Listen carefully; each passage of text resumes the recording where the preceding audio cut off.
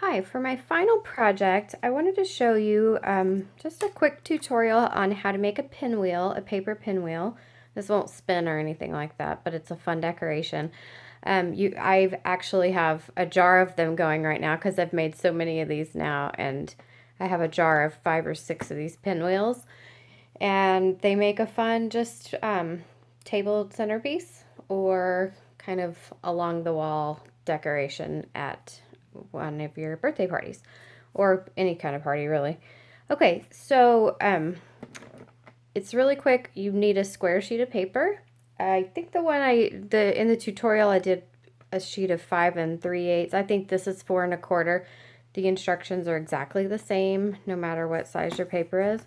You need to line up your paper with both points. So you're going to turn it like it's a diamond, and both of your points need to be right in the cutting track, and so that you're completely lined up. And you're going to cut down to about, oh, I forgot to do something. I forgot to mark the center point. And you really don't want to do that with a pen, so let's have a Minions pencil here. So right about here. Okay, so I cut too far on this one, so don't do what I did. You're gonna cut down to about until you've got about 1/2 inch before that point that you marked in the center. That's kind of a critical thing to do at the beginning, is mark that point in the center. So I'll show you this way. So you're gonna cut until you're about 1/2 inch away from the point in the center. And you're gonna do that on all 4 sides. So you'll start at a point and go down until you're about 1/2 inch from the center. You leave a good 1/2 inch so that you don't accidentally tear your pinwheel, because it's going to come out like this. So there's not a lot of strength there in the middle of the paper. So it doesn't matter which side you choose to fold.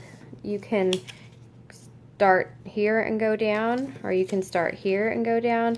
But what you have to do is always start on the same side. So if you start on the right side of your line on this one, then you have to start on the right side on your next, on all 4 of them. So what I do is I fold this first point down to the middle. Oh, I didn't mean to put that on my finger, but I'm going to glue dot that down. And you can come back in later with your hot glue gun. If you're having a hard time getting it to stay down, you can put a little hot glue under there.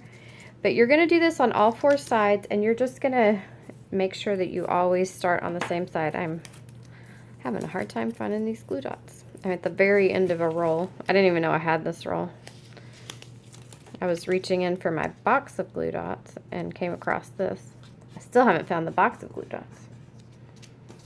Okay, so one here, just gonna stick a glue dot right at the tip. You want to make sure that stays down, because if it's not really well stuck, then it's not going to stay down. Oh, that's empty. Should have at least one more on here. Yeah, there's one.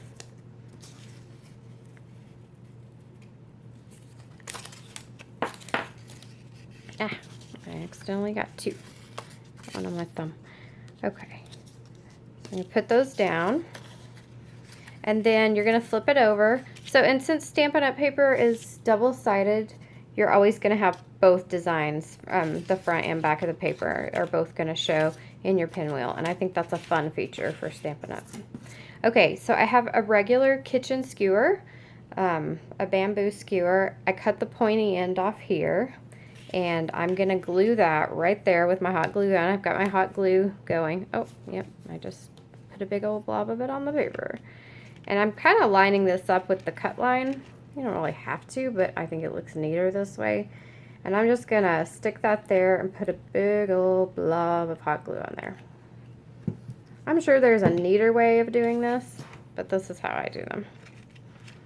And then, as that starts to cool, oh, and see, oh yeah, You might want to do this part before. That's why they keep coming undone. Mine keep coming undone. And the reason is because the hot glue melts the glue dots off. Haha, I've learned something.